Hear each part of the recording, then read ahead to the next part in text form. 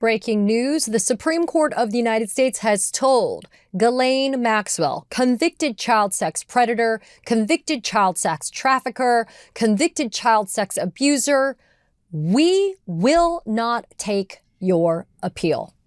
For those of us that were eagerly anticipating what SCOTUS was going to do, this is a huge relief for justice. I am sure the victims and survivors of not only Jeffrey Epstein, but also of Ghislaine Maxwell, because remember, folks, she is just as culpable as Jeffrey Epstein. Any type of glossing over or gliding over idea that she just, quote, facilitated, which, by the way, she did. She groomed these young victims. She helped lure them in, but she also herself partook in the abuse itself. Any suggestion that she was just some, bystander or just some random co-conspirator is not founded in the facts or in the law. Just to get you caught back up to speed, if you will recall, Ghislaine Maxwell was indicted by the Southern District of New York. She went to trial after being indicted in 2020. She was convicted. Who was one of the lead prosecutors from the SDNY, the U.S. Attorney's Office? Maureen Comey, the daughter of former FBI Director James Comey, who we know has been unfairly, vindictively, and selectively prosecuted now by the Trump administration's DOJ under the tenure of Pamela Jo Bondi, personal lawyer and law lackey for Donald Trump.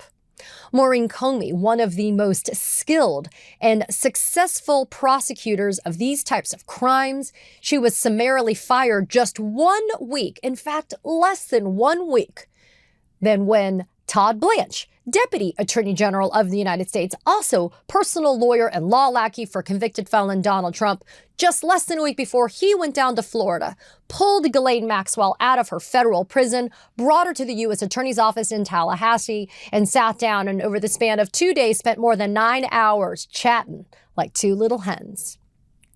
After that meeting between Blanche and Maxwell, what happened? Maxwell was transferred from that federal prison in Florida to a minimum security camp where she is eligible to be able to do off-site work, off-site, volunteering, whatever the hell you want to call it, but it's definitely not the type of security prison facility she was in Florida.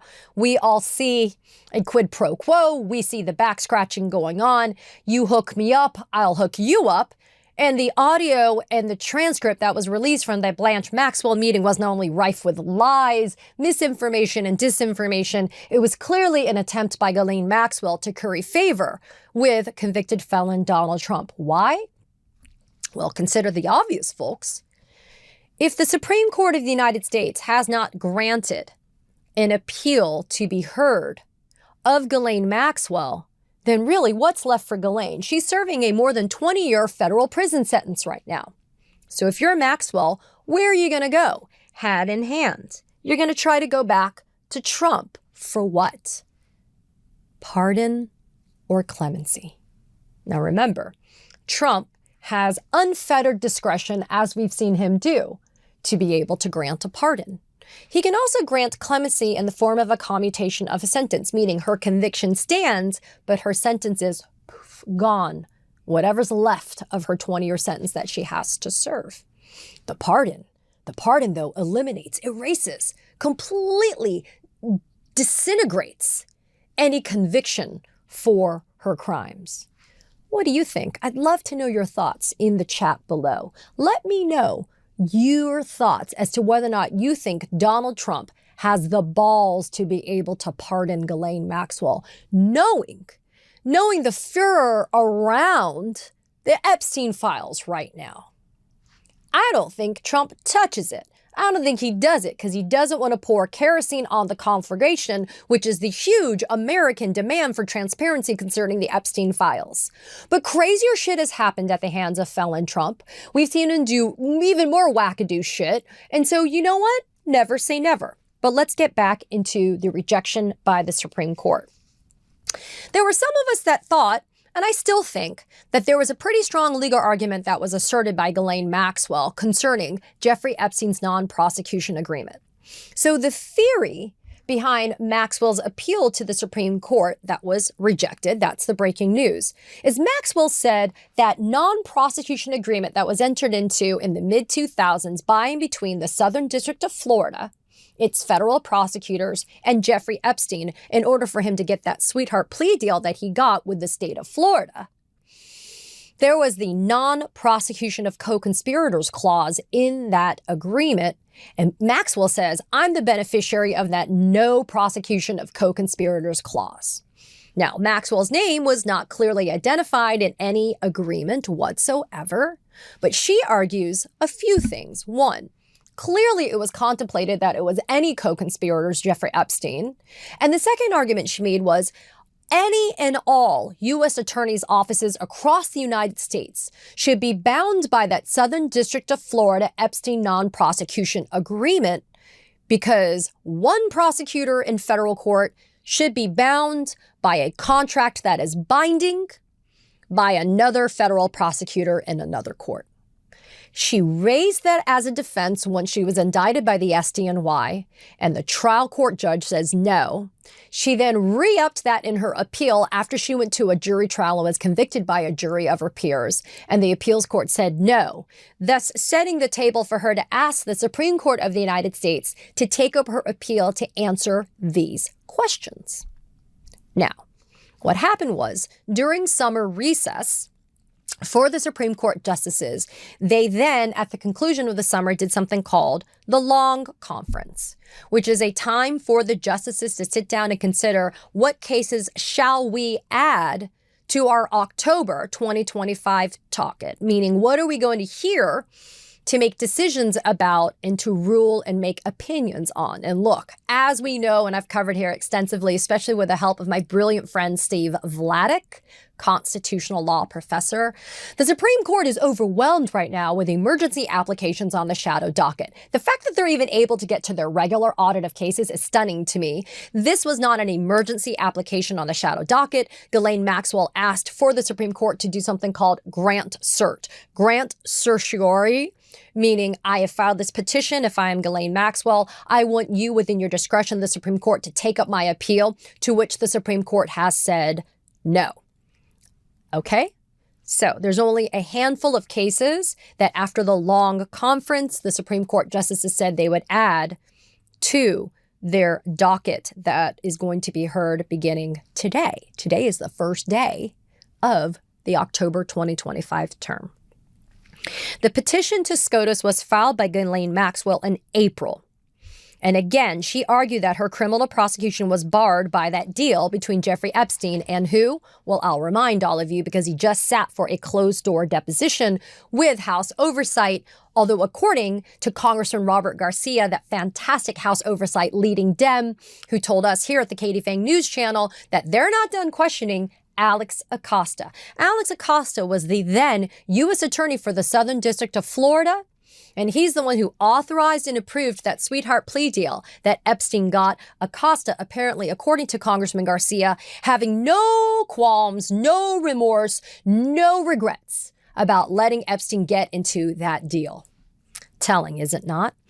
Anyway, Maxwell argued in her petition for writ of certiorari that those negotiations, right, between the federal prosecutors in the Southern District in Florida and Jeffrey Epstein after he pleaded guilty, right, to those state criminal charges, right, that agreement meant that she should not be prosecuted by any federal prosecutor's office across the United States, and that her charges in the Southern District of New York violated that agreement. Now, let's talk about timing, right? Because that's really interesting. She files that petition to the Supreme Court in April.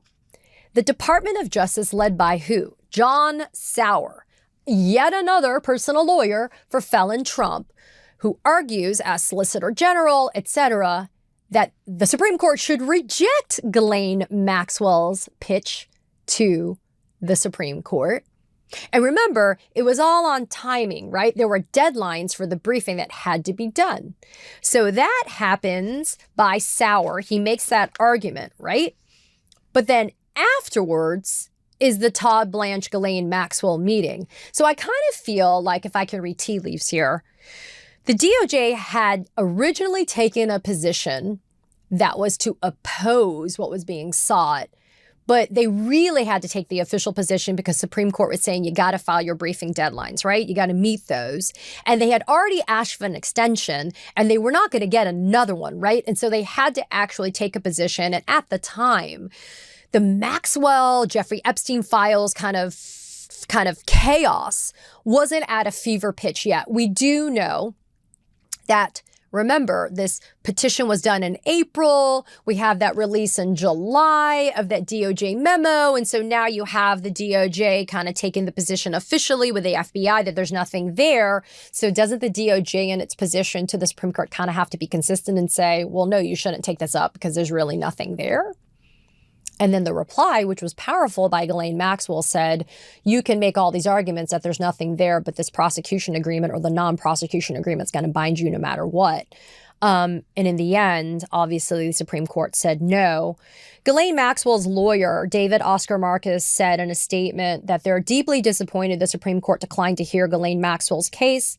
But he claims that the fight isn't over. Serious legal and factual issues remain. We will continue to pursue every avenue available to ensure that justice is done, end quote. Now, look, he's an effective and very good criminal defense lawyer for Ghislaine Maxwell. Clearly, I mean, he got her to be able to sit down with Todd Blanche, right? And look, his pursuit of a pardon or a commutation or some form of clemency from Donald Trump is going to be his priority right now, seeing how the Supreme Court didn't take up her appeal. But justice being done for Ghislaine Maxwell is not justice being done for the victims and survivors of Epstein-Maxwell. Clearly, the Republicans are thrilled with this government shutdown. It allows them to evade being able to not only swear in the newest congresswoman from Arizona, Congresswoman Grijalva, and we know Mike Johnson is just bullshitting the world when he acts like, oh, we need more final official results before we can do that, which has never happened before. But the GOP's thrilled, right? Because if you don't get Grijalva's vote on the discharge petition, you don't have Epstein back front and center, which is why all of the drama with Chicago and Texas and Portland and California and the National Guard and everything that's happening, it's still important to talk about the Epstein files and let's call it this, the Maxwell files, right? They go hand in hand. There's a reason why we continue to uplift and amplify this information. The Supreme Court did the right thing by not taking up this appeal. We will watch carefully to see if Donald Trump has the nerve to give a pardon or clemency in some form to Ghislaine Maxwell. I don't think that he will. Maybe he'll be busy trying to pardon P. Diddy, who just got sentenced to multiple years in federal prison this past Friday. I don't know. But I do think thematically, the Republicans, they want to make this go away. And I don't think that giving a pardon to Ghislaine Maxwell will get this out of the headlines. But be mad, be outraged, demand accountability. That's what we're doing for the victims and survivors of Jeffrey Epstein and the victims and survivors of Ghislaine Maxwell. Katie Phang here. We launched the Katie Phang News Channel in partnership with the Midas Touch Network so we could bring you the latest in legal and political news. Straight, no chaser. So if you're a fellow truth teller, hit that subscribe button and share the word about this channel so we can build a high information America together. So I've gone for about 10 minutes here and 180 now. 180. What's the pressure? Pressure. This is Air Force flying into that. Yeah, this is Adam Berg. He's giving me this pressure information. is now down to 896. Oh my Jesus Christ. Okay.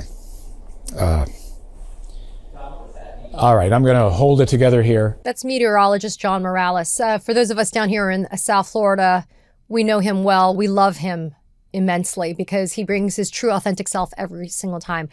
He also has training and experience, a breadth of knowledge that is unmatched. And he's here to have a very serious conversation about the fact that these extreme weather events, they're coming for you. They're coming for all of us. Mother Nature is not going to pick and choose. And climate change is real. And the conversation you're about to listen to is sobering.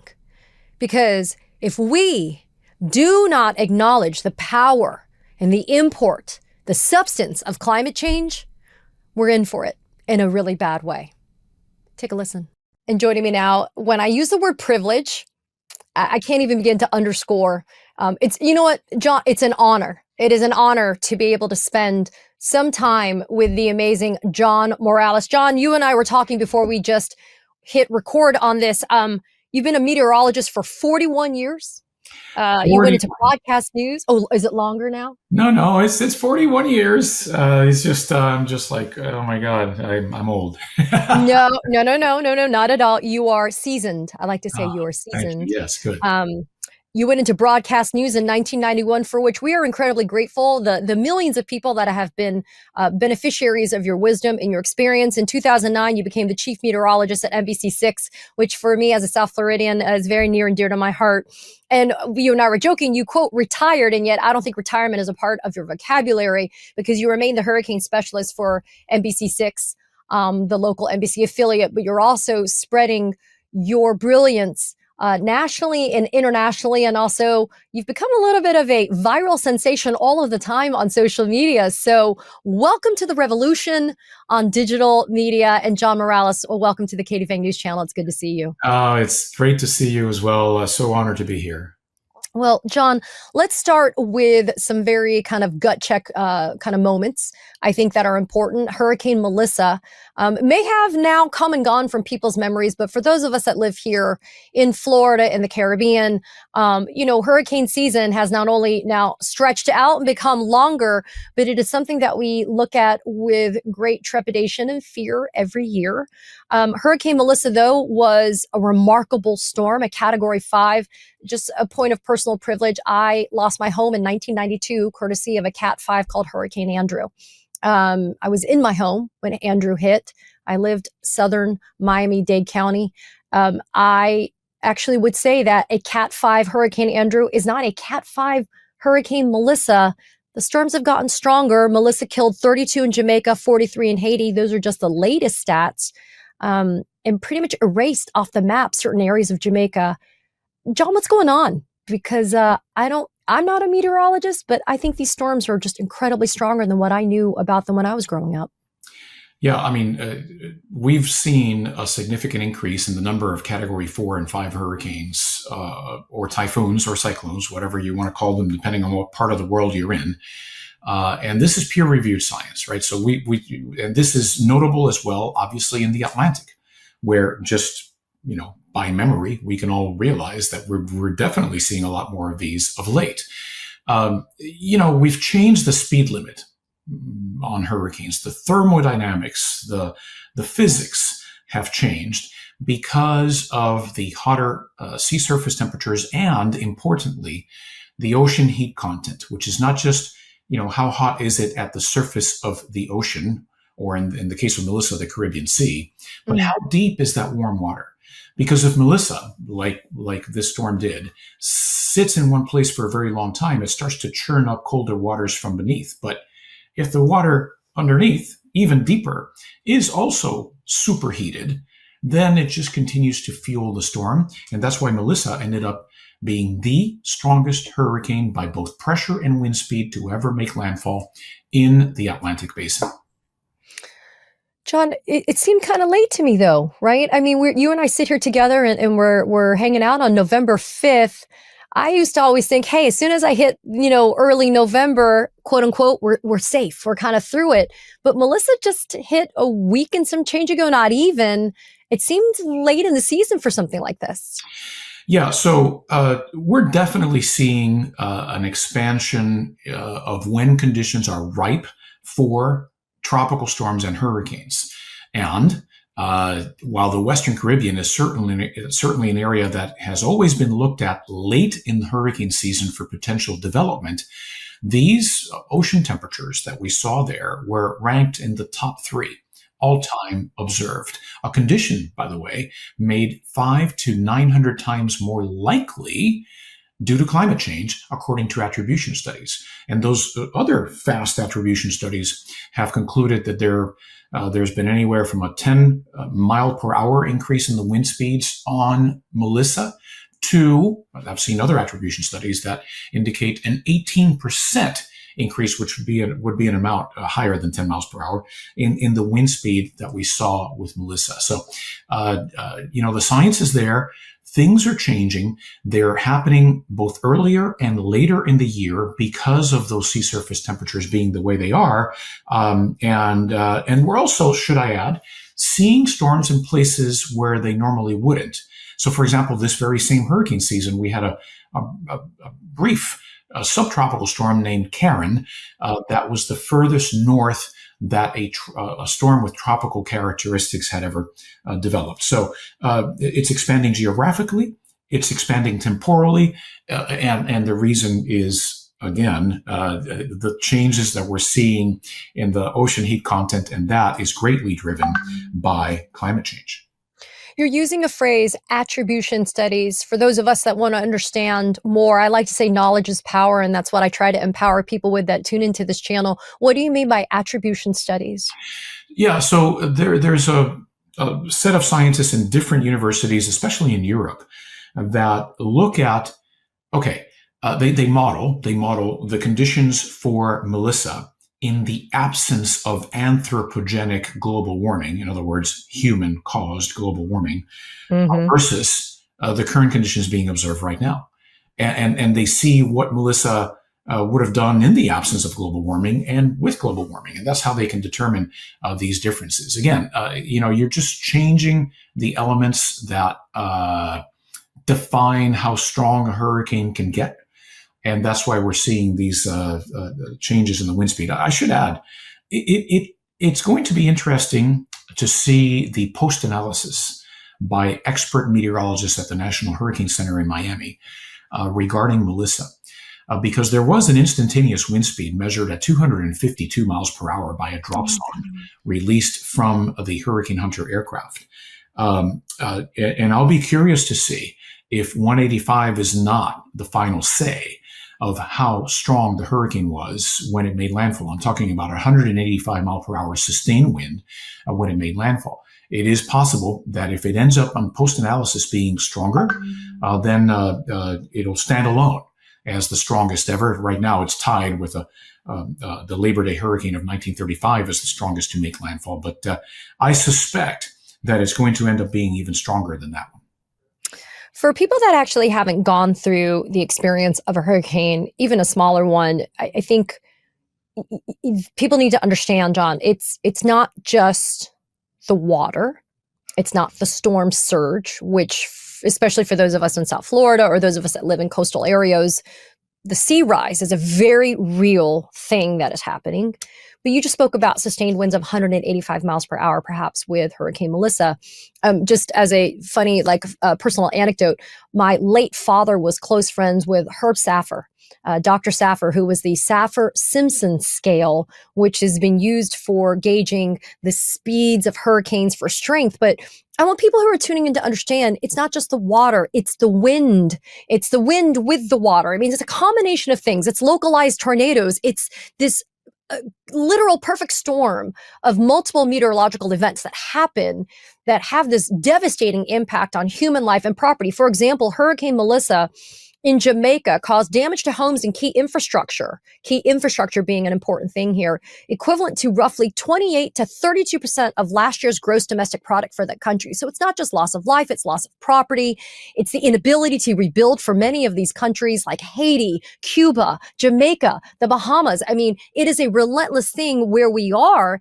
And yet, for example, we also saw similar loss of life and damage in places like Alaska for Typhoon Halong. I mean, it's not just you have to live in some warm, area or climate to have to sustain this type of damage and personal loss. Yeah, listen, I mean, I have a lot to say about where you just laid out there. First, let me state to anyone who's never lived through a major hurricane or is a major hurricane survivor, if you haven't been through that, you have no idea. I mean, you have no idea. You do, Katie. Yeah. But because hurricanes don't just take lives, and obviously the mission of the National Hurricane Center and the National Weather Service and us in media as their partners is to save lives. Yes. But they also ruin lives. They ruin lives. So you've mentioned folks in Cuba, the Bahamas, Jamaica especially, right? It's going to take not just weeks or months. It's not even going to take years. It could take a decade or two for Jamaica to recover, Western Jamaica specifically. The big population centers like Kingston were spared, but Western Jamaica was flattened by these hazards that you mentioned. The winds, which likely gusted well above 200 miles per hour, the coastal inundation from the storm surge, which flattened places like Black River. You've seen the videos from Black River. In southwest Jamaica, Black River's gone, basically. Right. The flash floods and the landslides in some of the mountainous terrain, or wherever there's creeks or wherever there's rivers that cross through there. And while for Caribbean islands, the risk of tornadoes might be a little bit lower than it is for bigger locations like, say, Florida, where during Milton, there was an incredible tornado outbreak, which claimed lives, should I add. The bottom line is that, for Jamaica, this is, before Melissa and after Melissa type of event. This is the way that people will refer to this event for decades to come, probably for the rest of their lives. And just like Jamaica will have to say that, the same applies to the northwestern Bahamas for Hurricane Dorian. The same applies to Houston for Hurricane Harvey. The same applies to many of the Leeward and Virgin Islands with Hurricane Irma, and so on and so forth. And all these names I've mentioned are relatively recent names. Didn't even throw Maria in there, but imagine what it means to Puerto Ricans like me, right? That's right. Great disaster that was the rebuild or the lack thereof, yeah. Right, and they're still trying to recover from that. In this century, we're seeing some of the effects of the changing climate resulting in more extreme weather, which you alluded to during your introduction to this question. And I have a slide that I often use during my presentations from Kerry Emanuel. He is a climate scientist at MIT that specializes in tropical cyclones. And he shows me on that slide how the return period of a hurricane like Maria to Puerto Rico in the 20th century climate is once every 200 years. You would get an event like that once every 200 years based on the climate that we all grew up with. Okay. In the present climate, that event's return period is once every 20 years. So I rhetorically ask, can a society even adapt and be resilient enough for hurricanes like Maria, Irma, Dorian, Harvey, and all these others returning every 20 years instead of every 200 years? I don't think that's possible. And I think that the blow to the GDP, societal impacts, health impacts, because let's not forget, there's also peer-reviewed science out there that indicates that morbidity and mortality spikes after major hurricanes in communities. And that lasts not just a few weeks or months, it lasts a decade and a half, in which you see this spike of increased morbidity and mortality. So it impacts your health. It impacts, maybe you suffer from this, maybe not, but there's a lot of people that are Hurricane Andrew survivors that to this day still have post-traumatic stress disorder, right? Because whenever they hear of a hurricane forming out there, they get palpitations. Because it makes them very nervous, because you never want to live through another hurricane like that again. And I'll pause here. I mean, you also open up the whole idea of all the other extremes that we're seeing beyond hurricanes, but I know I've gone on for a long time, so I'll give you a chance to. No, in fact, it's a perfect segue, because I did want to talk to you about when you talk about the once in a blank, fill in the blank kind of events. Recently, tragically, that language, that phrase percolated to the top of our conversation because of what happened with the flash floods, for example, in Texas. In July, we had more than 100 dead, including 27 little girls. Our wonderful community partner, David Lawrence, lost 2 of his granddaughters at that camp.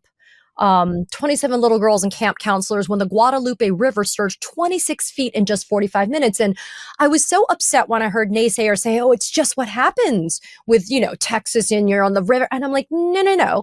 Yale Climate Connections had a fantastic piece that they put out in August that said that this 1 in 100-year flood, as they might have defined it before, has now become more like 1 in 50 years or 1 in even 10 years, with economic damage being between 18 billion and 22 billion. I mean, John, these are the things that I think, sadly, people don't understand. The inextricably intertwined moment is these events are tied to climate change. This is not some bunk science. This is not some voodoo science. This is actual established science that is being researched, but tragically now being researched more in Europe and in other countries than it is in the United States. Yeah. So, yeah, I mean, listen, a 1 in 100-year event, these statistics, right? Which, by the way, we can frame it a different way. A 1 in 100-year event means that there's a 1% of that event happening in any given year, right? 1 in 100, 1%. But that's based on our previous climate. That's based on our 20th century climate. In the present climate, the reason you see these 1 in 100, 1 in 500, 1 in 1,000-year events happening every couple of months, right, is because today's climate is not the climate by which these statistics were calculated. And extreme weather is multiplying and becoming more severe. In the case of flash floods, yes, a warmer atmosphere can hold more water vapor, and when it rains harder. The rate of precipitation, right, which is directly tied to the whole hydrology of, okay, how much rainfall runoff can a particular creek hold or channel during a certain amount of time, right? Start thinking about all the repercussions when you increase the rate of rainfall. What that leads to, in terms of what you mentioned, the rise in water in just 45 minutes, which was off the charts for them, right? But listen, I mean, let's think of the urban floods in New York City that happened just recently. And granted, That was it was just like last week. Yeah, that was outrageous. Exactly. So, I mean, New York City is a very flood-prone place. It's fill on previous marshland, wetlands that were filled. I mean, there's a lot of reasons why New York City is flood-prone. But their entire system for dealing with rainfall runoff is designed based on conditions 100 years ago, when all those drains and sewers and whatnot were designed. Today's climate is not like it was 100 years ago. I don't care if you're skeptical about the human influence on this, which, by the way, I mean, if you're scientists are skeptical, if you're a denier, though, that's problematic, right? Because the conclusion of the scientific method has led us to this finding, the finding that it is human caused. But regardless of what you think about that, the climate today is definitely different than it was 100 years ago. And in New York City, when it rains harder. And the infrastructure cannot handle the rain rates that we're seeing today. Add to that sea level rise, which also has, of course, a human-induced component to it. And New York City now is flooding with putrid waters, okay, which are claiming lives, but probably spreading disease as well. And I only expect those events, much like the Texas 4th of July events, to continue to multiply in the future. John, I said at the beginning of this episode that you have kind of gained some viral status all the time now when you do appear on television and on media. I want to play, though, a really quick clip that I pulled from social that you view recently stating kind of unapologetically why you have made it part of your mission to make sure that people understand the critical importance of where we find ourselves right now. So let's take a quick listen, and then I'll have some follow-up with you on the other side. One of the reasons I've tried during all my years on TV here in South Florida, and now it's up to 34 years now, I've tried to be non-alarmist, right, all these years. I've changed in the last 5 years or so just simply because I can no longer not alarm folks about what's going on in terms of the increasing severity and frequency of these major weather disasters we're seeing, driven by the changing climate, right? So I feel compelled to make people realize that this is not going away, that this is going to continue to happen over and over again, and that we need to harden ourselves in every possible way and adapt to these increasing disasters. I mean, John, I have an executive order from, I call him convicted felon Donald Trump. You don't have to do that. From Trump, dated April 8th, 2025. Quote, protecting American energy from state overreach. A commitment to unleashing American energy through the removal of illegitimate impediments to the identification and development of oil, gas, coal, nuclear. And I have Trump going to the United Nations just last month, or excuse me, at the end of September, stating that climate change is the greatest con job ever perpetrated on the world, in his opinion. This is at the United Nations, where other countries are saying the United States not combating climate change is a, quote, betrayal of the most vulnerable, endangering the lives of innocent people in the world. I've got slashes to the tune of millions of dollars to NOAA, to weather labs and institutes, to geostationary weather satellites, to the human people, the actual people that are there to synthesize this information and data so that it can be sent out in a timely fashion to protect human lives. I get it, John. I understand what you've said. To heck with it. You may call me alarmist, but I'm not. I'm a realist when it comes to why people need to understand the imminent danger that this world is facing because of climate change. Yeah, listen, I've done a lot of introspection about this, and I've written about it. By the way, I'll invite your viewers and listeners to go to thebulletin.org. This is the publication from the Bulletin of the Atomic Scientists, founded right after the Manhattan Project by Einstein and Oppenheimer, because they were concerned about threats to humanity. Originally nuclear proliferation, but now it includes climate change, right? Yep. Climate change is included as a threat to humanity by this organization. And I am proud to be a climate change columnist for them. And twice, I think during the Hurricane Otis column, and during the Hurricane Helene column that I wrote, I've done this introspection. And that's what's happened to me.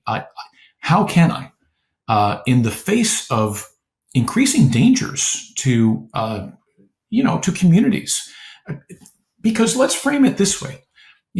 It seems to me, especially in the United States, where, this whole concept of individualism is taken to the extreme. I think much more than we see in most other countries, not all other countries, but most other countries.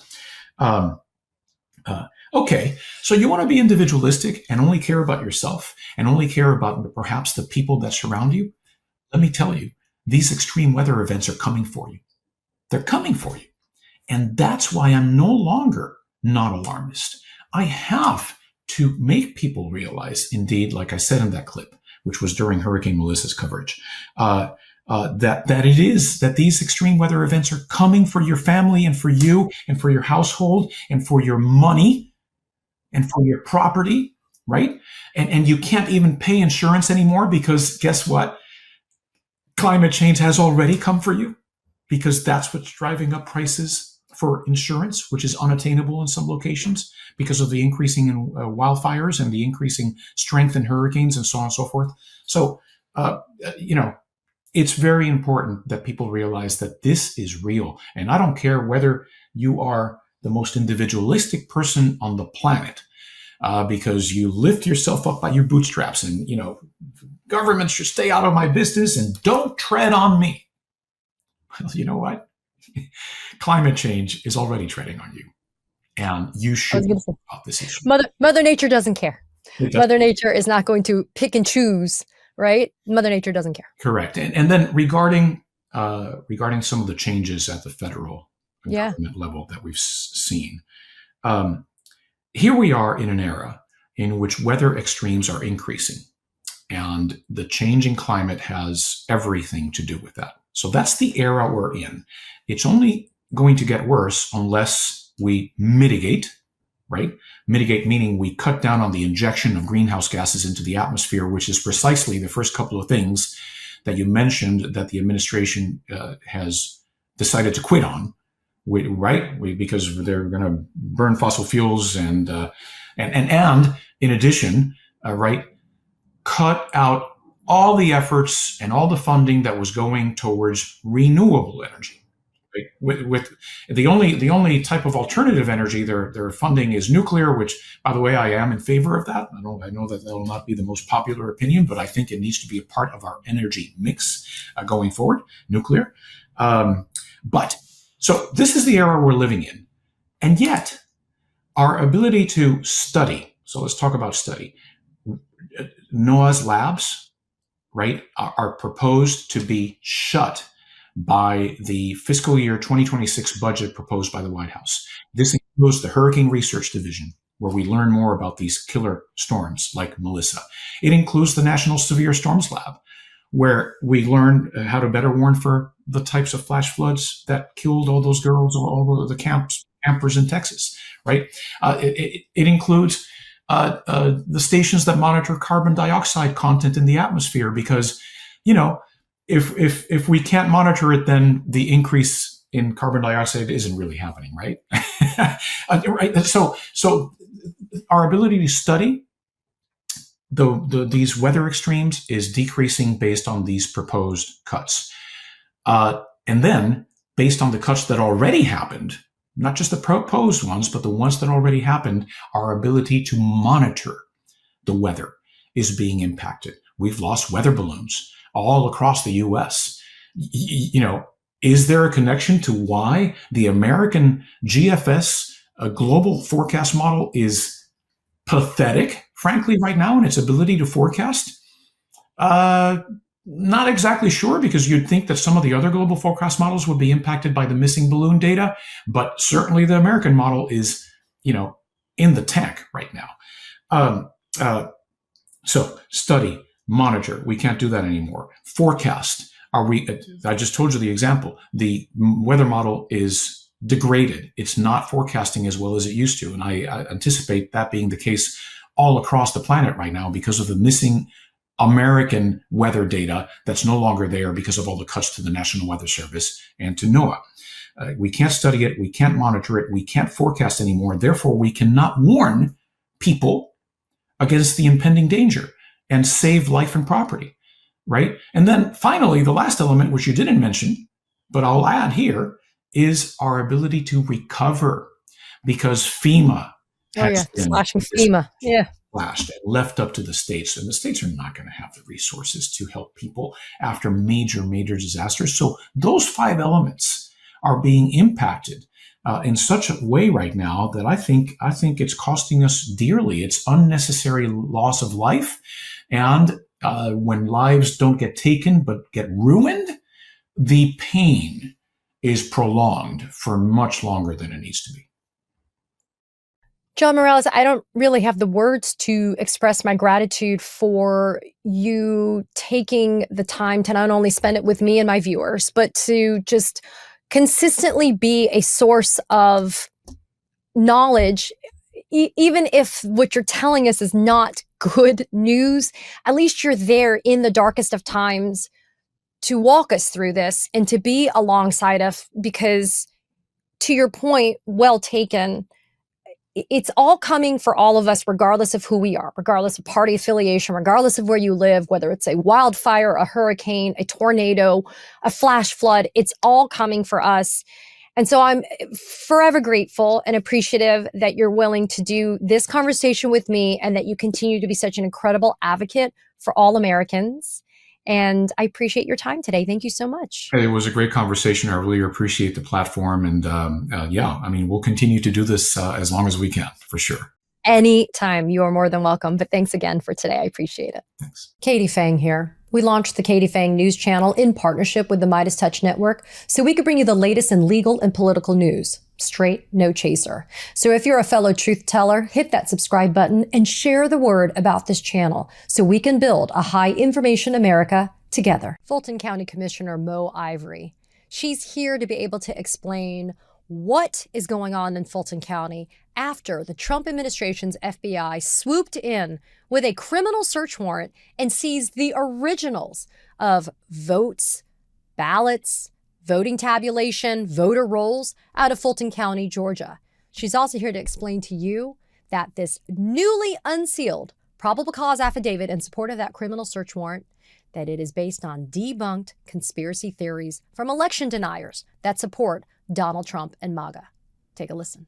And joining me now, we all have the privilege of being able to spend time with Fulton County Commissioner Mo Ivory. Commissioner, thank you so much for taking the time to join us. We've got a lot of questions about what's going on in Fulton County, and we wanted to go straight to you for the answers. So I'm grateful for you. Thank you. So, Commissioner, let's rewind the hands of time just a little bit to get everybody caught back up to speed.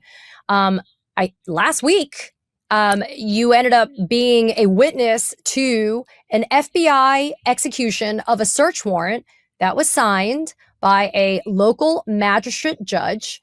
And pursuant to that search warrant, the originals of the voter rolls, the voter tabulations, the votes from Fulton County's 2020 presidential election was seized by Trump's administration's FBI. What's going on? Yeah, I mean, so it was January 28th, and I got that phone call. It was kind of like 11 o'clock in the morning, and I was just working, and I said, oh, okay. Like, I wasn't surprised. I just go, here we go, right? So I immediately got there. It was swarmed with FBI agents. I would probably say, I didn't count, but I would probably say it was like about 40.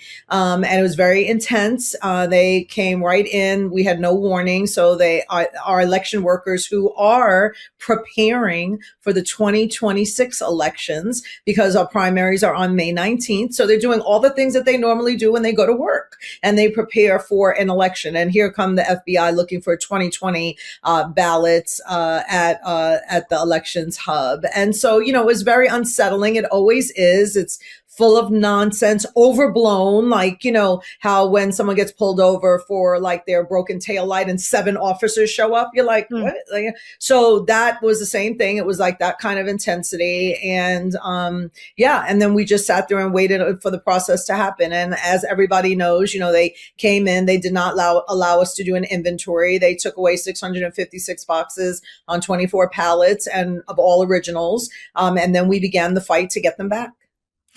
It's outrageous to me, and you don't have to be a lawyer to be concerned, that this administration, and specifically convicted felon Donald Trump, who in his mind, Fulton County has been living rent-free for how long now? At least we're going on 6 years, right? That man's FBI can come and take the originals. Can you please describe for our viewers how those originals were packaged or how they were being stored so that they have an understanding of how you all were preserving and protecting that information prior to the FBI rolling up? Yeah. So, I mean, as you can imagine, we have complete processes in place. So I want everybody to think about like our election hub as 2 separate sections. We have one part of the warehouse where we're working on current elections and closing up previous elections, whether those are the normal every 2-year cycle elections or a special election if somebody has resigned or they're not running for office again or they're sick or whatever, then a special election has to happen. So our staff is working on the election side, doing all of that administrative processing, right? And then there's another section of the warehouse that is the archives, which is what happens to all of the documents once an election has been certified, once it is over and we're moving forward. So there's a time period for that, you know, after certification and all of that, in a certain amount of time that you retain documents, but you begin to move them over to the archive. And that is in the chain of custody of the clerk of Superior Court, who was Shay Alexander. So it moves from the elections administrators and our director of elections, Nadine Williams, over to the clerk on that side of the warehouse. That's where those 2020 documents were. So when they first came with the search warrant, they had a search warrant for the election side, which was wrong.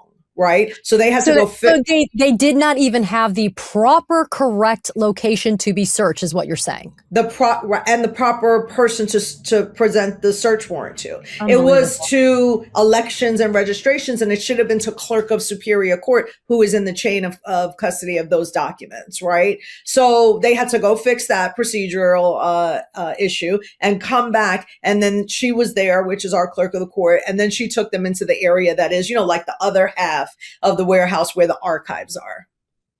Yeah. And, you know, I read and I saw myself online that members of the state election board in Georgia, and more specifically Republicans, they were present when this went down. So it kind of makes me wonder, did they know that this was going to be happening when it happened? I mean, probably. I mean, yeah. I mean, I'm finding out, you know, that people knew about it, that this was coming. You know, I don't think anybody is surprised that this was a plan, right? It's just the first county that this is happening to. He's obviously going around trying to get voter rolls, trying to From get everywhere. all kinds of information from everywhere, whatever. So I don't doubt that people knew about it.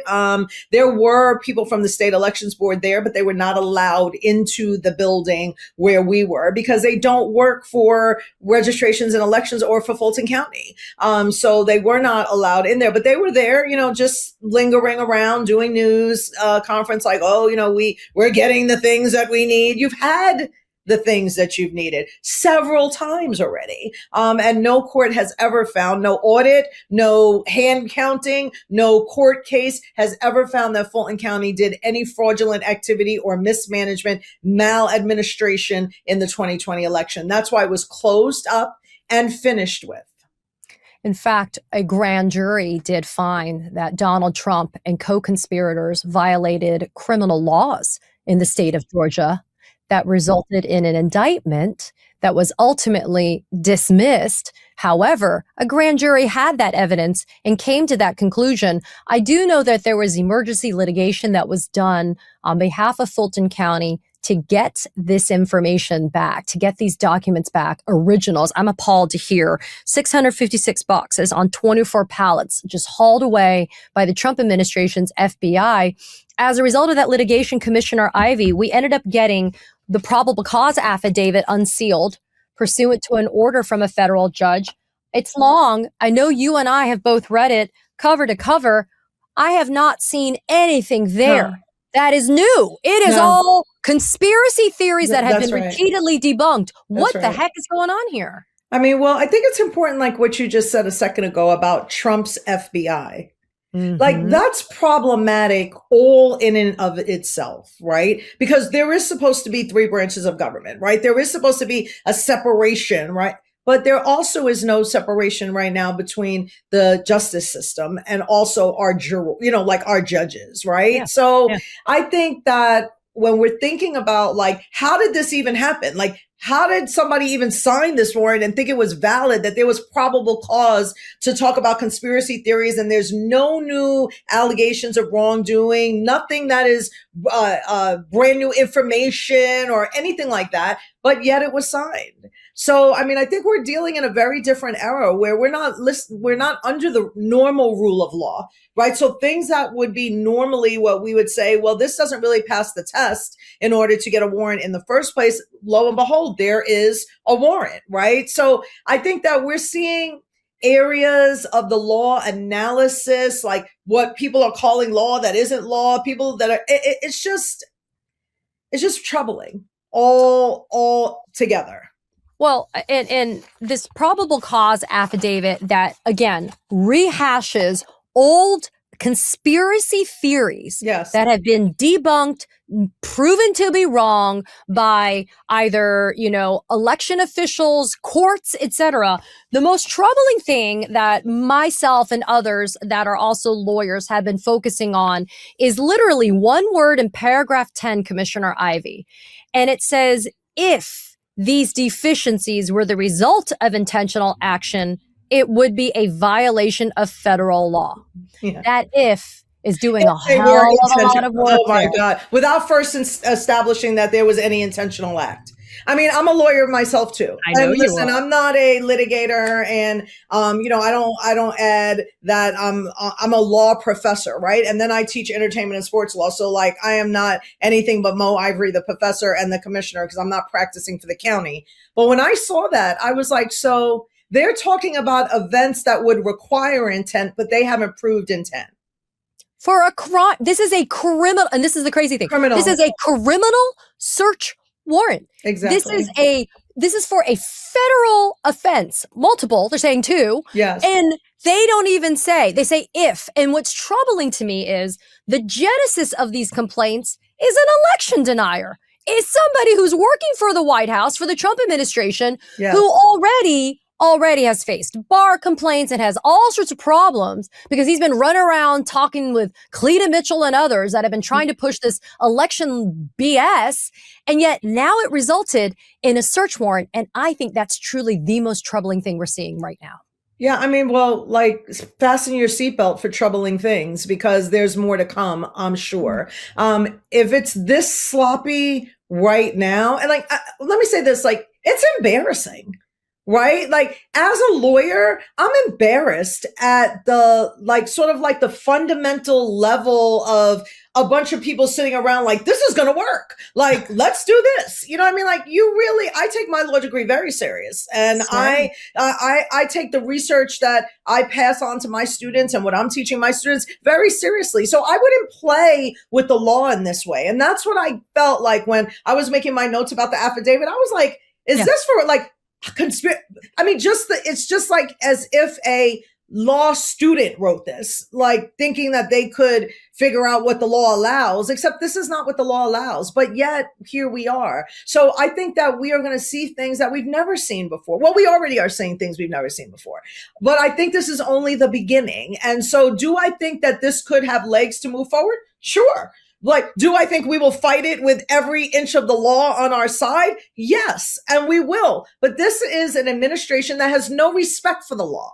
This is an administration that has lined people up to get in line, including judges, to get in line with what they want the law interpreted as, how it should be interpreted in their favor so that they can take over elections. That's what this is. And so we need to buckle up. And we need to have all of the fighting power that we can have to go in to protect not just people in Fulton County, but people across the entire country. Because it's Fulton County right now. But listen, like I said before, it's coming to a county near you.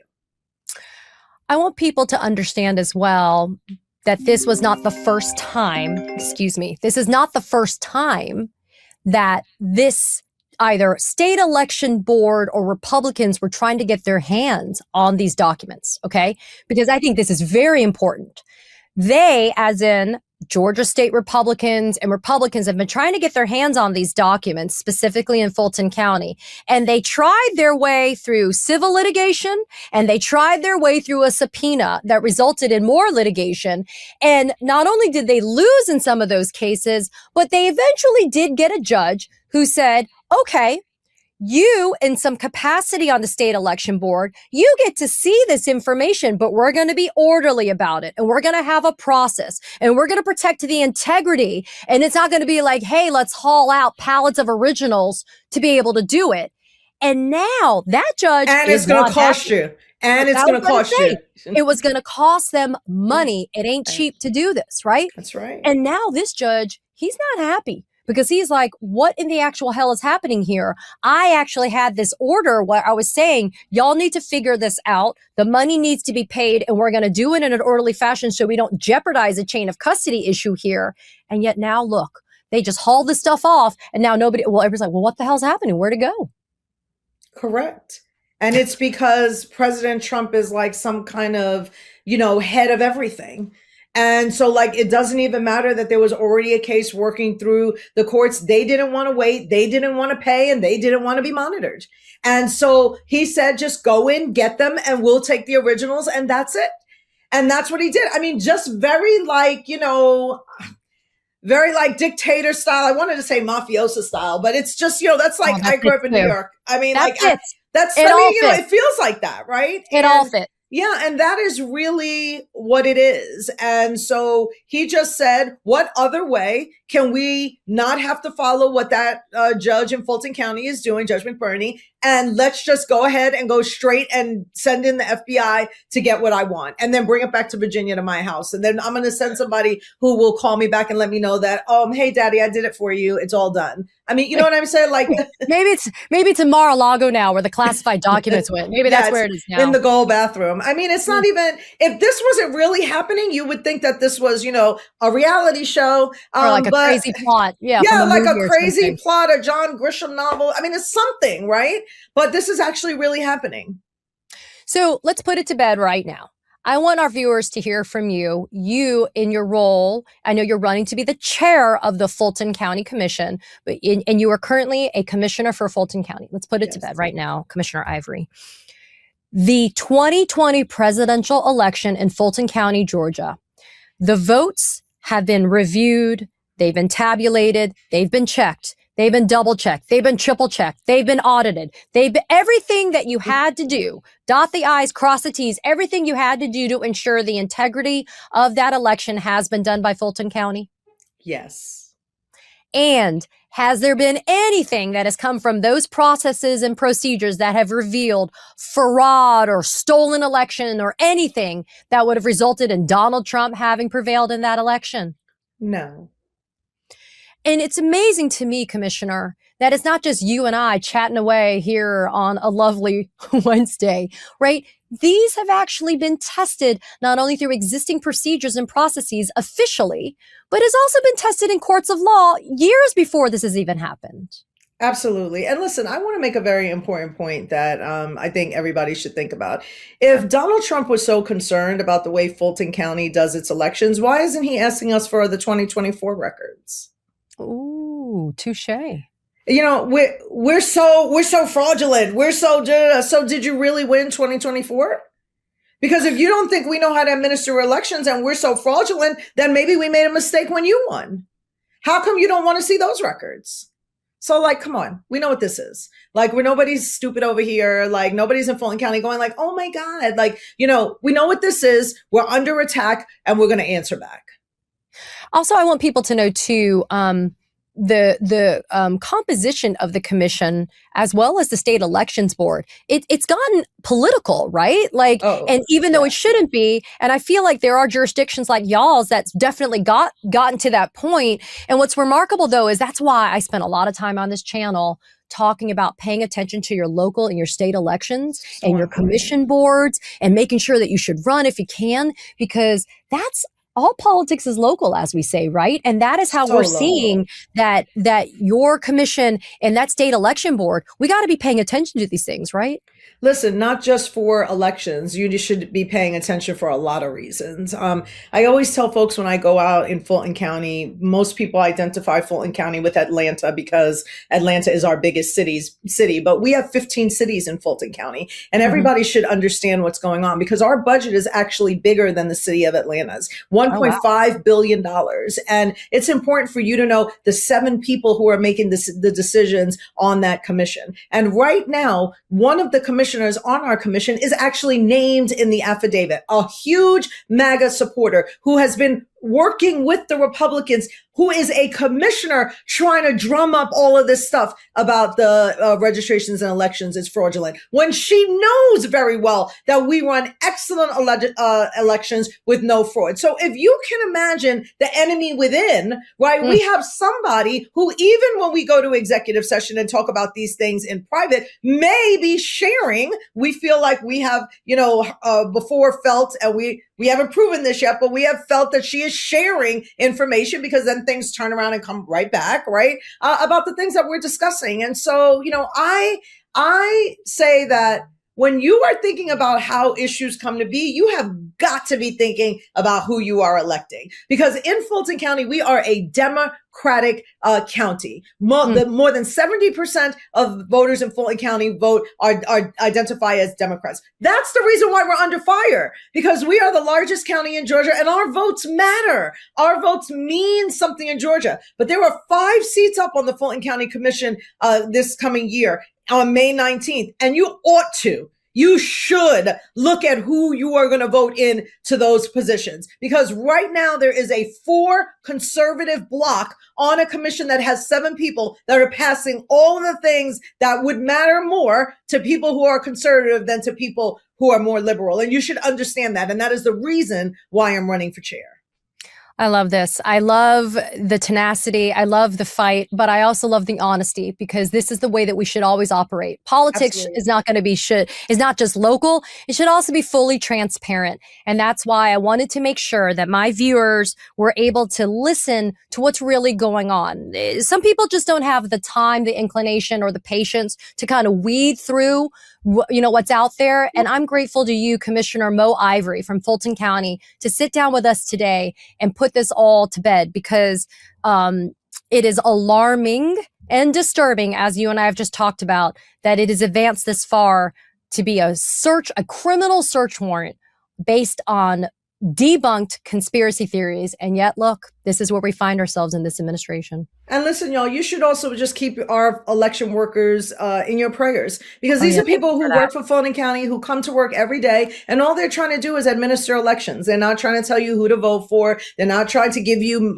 campaign materials. They're just trying to make sure that elections happen and that anybody has the right to go to the polls and feel safe and transparent and should be free, right? You shouldn't feel any kind of stress about that. So I really want you to keep them in your prayers, because this is who is affected when 40 FBI agents show up at your workplace. And it also deters people from wanting to become poll workers, to work at the precincts on election day. So we've got to ignore all of the chaos and the nonsense, the manufactured crises, and do the things that we've always done, which is serve our people, protect our vote, and encourage people to make sure that they exercise their right to vote.